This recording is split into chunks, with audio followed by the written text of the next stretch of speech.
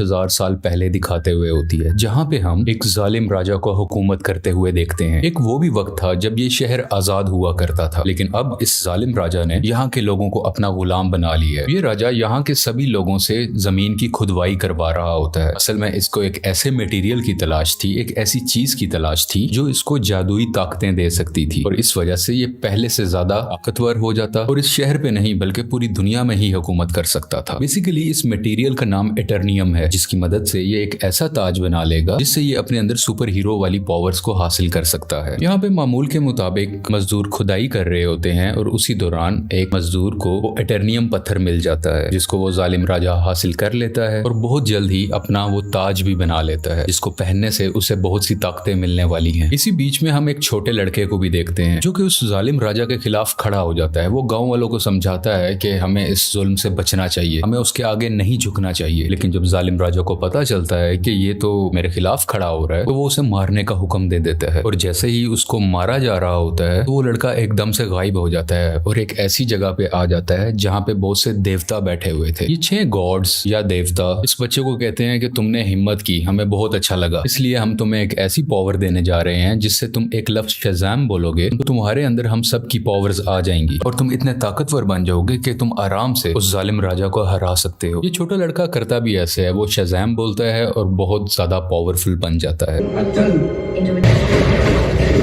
और फौरन ही वो उस राजा के महल में आ जाता है, जहाँ पे वो अपना शैतानी ताज पहन रहा होता है कि उसके पास बहुत सी पावर्स आ जाएं। लेकिन ये छोटा लड़का जो शज़ाम बोलने के बाद अब बहुत पावरफुल बन चुका है, वो वहाँ आके तबाही मचा देता है और सबको मारने लगता है। ये इतने गुस्से में होता है कि जालिम राजा के साथ साथ वहाँ के पूरे शहर को ही तबाह कर डालता है। और यहीं से कहानी जाती है 5000 साल बाद और हम प्रेजेंट का टाइम देखते हैं। अभी के टाइम पे भी हमें वही शहर दिखाया जाता है जहाँ पर एक गैंग ने पूरे तरीके से इस शहर पे कब्जा किया होता है। ये लोगों पे जुल्म कर रहे हैं, लूट मार कर रहे हैं, पूरी तरह से इस शहर को कंट्रोल में कर रखा है। असल में इस गैंग का एक ही मकसद है कि उस ताज को तलाश करना, यानी कि ये उसी क्राउन, उसी ताज को तलाश कर रहे होते हैं जो आज से 5000 साल पहले उस जालिम राजा ने बनाया था। वो खुद तो मारा गया था, लेकिन उसका ताज अभी भी कहीं ना कहीं इसी शहर में ही दफन है। अब हम एक लड़की को देखते हैं जिसका नाम एड्रियाना है। वो भी इसी ताज को ही ढूंढ रही होती है। ये लड़की पुरानी चीजों को ढूंढने में काफी एक्सपर्ट है क्योंकि ये आर्कियोलॉजिस्ट है, यानी ये वो लोग होते हैं जो जमीन की खुदाई करते हैं और हिस्ट्री की बहुत सी चीजों के बारे में काफी मालूमात भी रखते हैं। तो ये लड़की एड्रियाना एक केव में जाती है, एक गार में जाती है, जहाँ पे काफी कोशिशों के बाद इसको वो ताज मिल भी जाता है। अभी एड्रियाना और उसके साथी इसी बात को लेके खुश हो ही रहे होते हैं तो हमें पता चलता है कि इसी का एक साथी जिसका नाम इस्माइल है, वो उसी गैंग के साथ मिला हुआ है जिसने पूरे शहर पे कब्जा कर रखा है। तभी इस्माइल अपने साथ आए हुए एक साथी को मार देता है और अपने गैंग के दूसरे लोगों को भी उसी गार में बुला लेता है।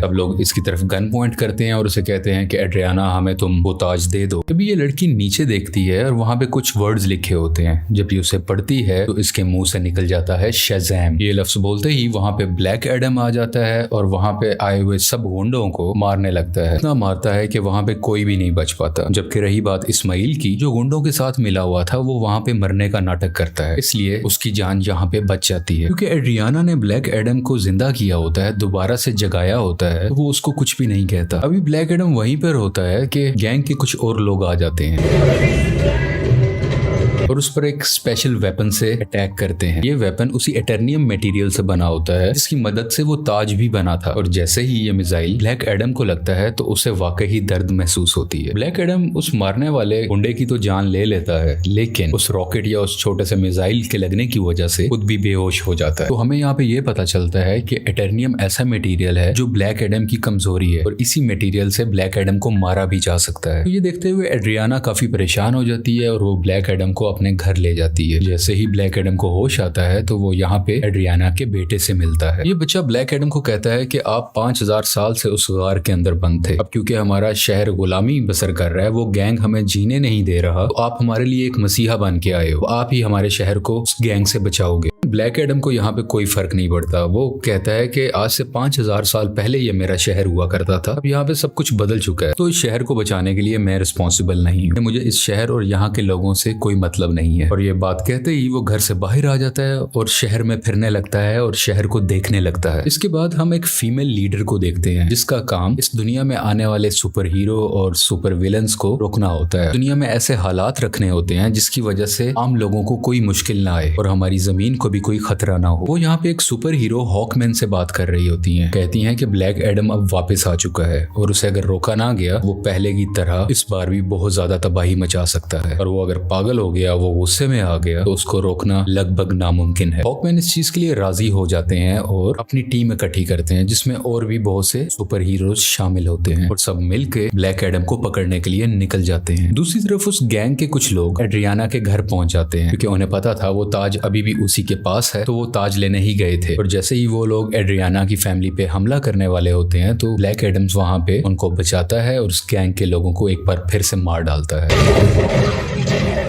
और बचे हुए कुछ लोगों से ये अभी फाइट कर ही रहा होता है। तभी उसी वक्त हॉकमैन की बनाई हुई टीम वहां पे आ जाती है और ये सब मिलके ब्लैक एडम से लड़ाई करने लगते हैं, लेकिन अभी भी ब्लैक एडम इन पर भारी था। वो गैंग के लोग और जस्टिस सोसाइटी की टीम दोनों मिलके भी इसका कुछ नहीं बिगाड़ पा रहे थे और आखिरकार ब्लैक एडम वहां से चला जाता है। ये जस्टिस सोसाइटी की टीम जो कि हॉकमैन की बनाई हुई टीम है, वो एड्रियाना के पास आते हैं और उसे मदद मांगते हैं कि तुम हमारी हेल्प करो उसको पकड़ने में। लेकिन एड्रियाना उन्हें कहती है कि तुम तब कहाँ थे जब हम पे ये जुल्म हो रहे थे, तुम लोगों को तो मैंने पहले कभी नहीं देखा। एक ब्लैक एडम ही है जिसने हमें बचाया, जब मैं मरने वाली थी तो उसी ने ही मुझे बचाया था। जस्टिस सोसाइटी के लोग कहते हैं जिसको तुम समझ रही हो कि वो तुम्हारी हिफाजत कर रहा है वो बहुत खतरनाक है, आज से 5000 साल पहले भी उसने हमारे इसी शहर को पूरे तरीके से तबाह कर दिया था। और बिल आखिर ये लोग एड्रियाना को राजी कर लेते हैं और इसीलिए एड्रियाना इन सबको ब्लैक एडम के पास ले जाती है ताकि सब लोग बैठ के आपस में बात कर सके, ताकि वो दोनों एक दूसरे की बातों को समझ सके और इनकी आपस की लड़ाई आपस में खत्म हो जाए। तभी दूसरी तरफ इस्माइल जो कि एड्रियाना का साथी था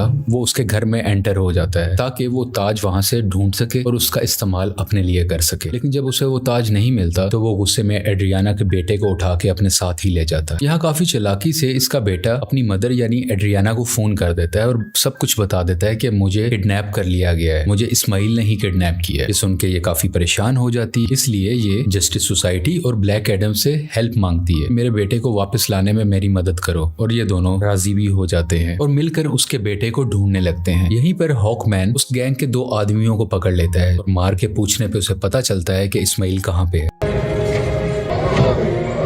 इस्माइल ने उसके बेटे को एक खुफिया जगह में रखा है जो कि एक रेगिस्तान में है। और जब ये सब यानी ब्लैक एडम और जस्टिस सोसाइटी उस जगह पर पहुंचते हैं तो देखते हैं कि इस्माइल ने उसके बेटे पे गन पॉइंट की हुई है। और यहाँ पे इस्माइल एक राज बताता है कि वो गैंग जो पूरे शहर में तबाही मचा रहा है उसका लीडर मैं ही हूँ और ये सब गुंडे मेरे लिए ही काम करते हैं। इसलिए वो एड्रियाना को कहता है कि अगर तुम्हें अपने बेटे की जान बचानी है तो मुझे वो ताज दे दो। तो ये परेशान माँ उसको वो ताज दे देती है ताकि उसके बेटे की जान बच सके, लेकिन इसके बावजूद भी वो उस बच्चे पे गोली चला देता है। और जैसे ही ब्लैक एडम ये देखता है तो वो तेज स्पीड से उड़ता हुआ उसके आगे आकर उस बच्चे की जान बचा लेता है और यहाँ पे इस्माइल को अपनी लाइटनिंग से जला के मुकम्मल तरीके से खत्म कर डालता है।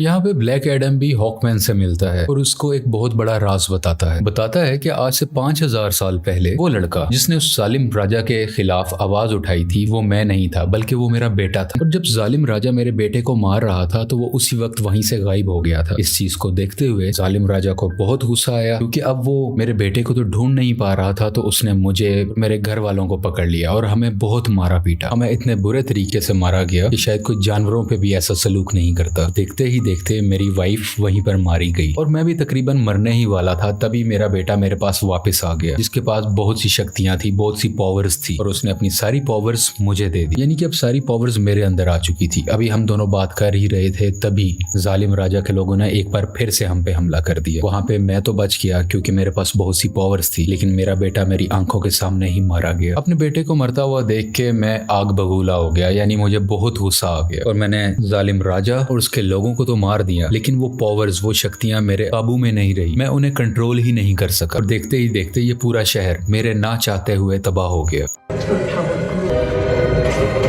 मेरा ऐसा करने की वजह से उन देवताओं ने, जिन्होंने मेरे बेटे को शक्ति दी और वो शक्ति अब मेरे पास है, वो बहुत नाराज हो चुके थे कि मैंने अपनी पावर का मिसयूज किया है, मैंने अपनी पावर को कंट्रोल में नहीं रखा। इसीलिए उन्होंने मुझे उस केव में बंद कर रखा और मैं कई हजार साल तक उस केव, उस गार के अंदर बंद रहा। जब एड्रियाना ने आके नाम लिया तो मैं एक बार दोबारा से जिंदा हो गया। यहाँ पे ब्लैक एडम को अभी भी बहुत अफसोस होता है कि उसकी वजह से पहले भी बहुत ज्यादा तबाही मची और अब भी बहुत ज्यादा तबाही मची है, बहुत से लोग मारे गए। ये वो हॉकमैन को कहता है कि मैं सरेंडर करना चाहता हूँ, मैं अपनी पावर्स को खत्म करके तुम लोगों के हवाले करना चाहता हूँ ताकि मेरी वजह से किसी को कोई नुकसान ना पहुंचे। इसके बाद ब्लैक एडम शज़ैम का वर्ड बोलता है, जिससे वो वापस से अपनी एक नॉर्मल फॉर्म में आ जाता है, यानी वो एक नॉर्मल इंसान बन जाता है जिसके पास इस वक्त सुपर पावर्स नहीं है। और जब तक ये दोबारा शज़ैम नहीं बोलेगा तब तक ये वापस से ब्लैक एडम नहीं बन सकता। इसलिए ये इनसे रिक्वेस्ट भी करता है, तुम मेरे साथ कुछ ऐसा करो कि मैं दोबारा से ये वर्ड बोल ही ना सकूं। आखिरकार ब्लैक एडम को पानी के अंदर डाल दिया जाता है और उसके मुंह में एक ऐसी डिवाइस लगा दी जाती है जिस वजह से ये बोल ही ना पाए। ये एक छोटी सी जेल होती है जिसमें ब्लैक एडम को बंद कर दिया जाता है। दूसरी तरफ हमें इस्माइल को दिखाया जाता है जो कि मर चुका था और अब वो हेल के अंदर आ गया है। इस्माइल को एक बात शुरू से पता थी कि अगर वो उस ताज की ताकत को हासिल करना चाहता है तो उसका तरीका ये है कि उसको वो ताज अपने हाथ में पकड़ना होगा और उसी वक्त कोई ना कोई उसको मारे ताकि वो मर के हेल में आ जाए, यानी कि जहन्नुम में आ जाए और वो हेल के डीमन से यहाँ पे मिल सके जिनसे वो पावर हासिल कर सके। ये सारी बातें इस्माइल शुरू से ही जानता था, इसीलिए उसने ब्लैक एडम को उकसाया कि मैं जैसे ही एड्रियाना के बेटे को मारूंगा ब्लैक एडम आके उसे बचाएगा और मुझे मार डालेगा और उसी वक्त ताज भी उसके हाथ में ही था। ये सब बातें ये शुरू से जानता था और सब कुछ इसके प्लान के मुताबिक ही हो रहा था। यहाँ हेल के डीमंस इस्माइल से मिलते हैं और उसको अपनी पावर्स दे देते। पहले जैसा इंसान नहीं था, ये सबाक बन चुका होता है। ये इन पावर्स के साथ इस दुनिया में आ जाता है और हर तरफ तबाही मचाने लगता है। जैसे ही जस्टिस सोसाइटी को इसके बारे में पता चलता है तो वो इसके मुकाबले के लिए इसके सामने आते हैं। यहाँ पे काफी देर लड़ाई चलती रहती है, लेकिन सबाक क्योंकि बहुत ज्यादा पावरफुल था तो ये सब मिल के भी उसको नहीं रोक पा रहे थे।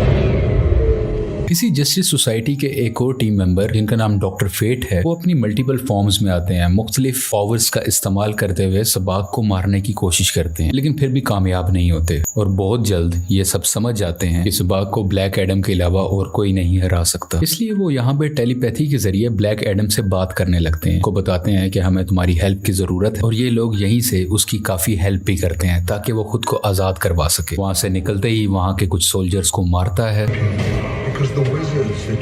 पानी से बाहर आता है और बाहर आते ही सीधा शज़ैम बोलता है, जिसकी वजह से उसको ब्लैक एडम्स की पावर मिल जाती है और बगैर वक्त ज़ाया किए सबाक के पास जाने लगता है। दूसरी तरफ जस्टिस सोसाइटी के लोग अभी भी सबाक से लड़ रहे होते हैं और इसी दौरान उनका एक साथी डॉक्टर फेट वहीं पर अपनी जान से हाथ धो बैठते हैं, यानी कि मारे जाते हैं। हॉकमैन भी काफी ज्यादा सबाक से लड़ रहे होते हैं, लेकिन इनकी कोशिशें कुछ ज्यादा कामयाब नहीं होती। लेकिन अच्छा तो तब होता है कि उसी वक्त वहां पे ब्लैक एडम भी आ जाता है और अब ब्लैक एडम और सबाक की काफी लड़ाई होती है। ये फाइट काफी टक्कर की थी, लेकिन वक्त के साथ ऐसा लग रहा था कि सिर्फ ब्लैक एडम ही है जो सबाक को हरा सकता है। और कुछ ही देर के बाद ब्लैक एडम सबाक के सर को पकड़ के उसके दो हिस्से कर डालता है और उसको मुकम्मल तरीके से फाड़ कर आखिरकार सबाक की जान ले लेता है। इसी वजह से सबाक की मौत हो जाती है और सब कुछ सुकून में आ जाता है, सब कुछ ठीक होने लगता है। शहर के लोग ब्लैक एडम को अपना मसीहा मानने लगते हैं। वो सब इस बात को मान लेते हैं कि ब्लैक एडम ने हमें और हमारे शहर को बचाया है। इसके बाद हम उसी लेडी को देखते हैं जिसने जस्टिस सोसाइटी की टीम को बनाया होता है ताकि वो ब्लैक एडम को रोक सके। वो यहाँ पे ब्लैक एडम को कहती है कि ठीक है, तुम्हें जो करना है वो करो, लेकिन तुम अपने इस शहर से ना निकलना। तुम इस शहर के लोगों के मसीहा बनो, उनका ख्याल रखो, गार्डियन बनो, मुझे उसे परवाह नहीं है, लेकिन अपने इस शहर से तुमने नहीं निकलना, क्योंकि अगर तुम इस शहर से बाहर आए तो तुम्हारे लिए अच्छा नहीं होगा। यहाँ पे ब्लैक एडम बैठा उसको देखता है और कहता है कि मुझ पे कोई हुक्म नहीं चला सकता और उसका जब भी कुछ भी करने को दिल करेगा वो अपनी ही मर्जी करेगा। लेकिन तभी वो लेडी बोलती है, हाँ शायद तुम ठीक कह रहे हो, तुम्हें इस दुनिया में रहने वाला तो शायद कोई नहीं रोक सकता, लेकिन मैं किसी ऐसे को जानती हूँ जो हमारी दुनिया से नहीं है। और ब्लैक एडम को गुस्सा आता है और वो स्क्रीन को ही तोड़ देता है जिससे वो लेडी बात कर रही थी। स्क्रीन के टूटने से हर तरफ धुआं ही धुआं होने लगता है और तभी उस धुएं से बाहर आता है सुपरमैन और वो ब्लैक एडम को कहता है कि हमें शायद बैठ के बात करनी चाहिए। और यहाँ पे सुपरमैन के ये कहते ही इस मूवी की कहानी यहीं पे खत्म हो जाती है।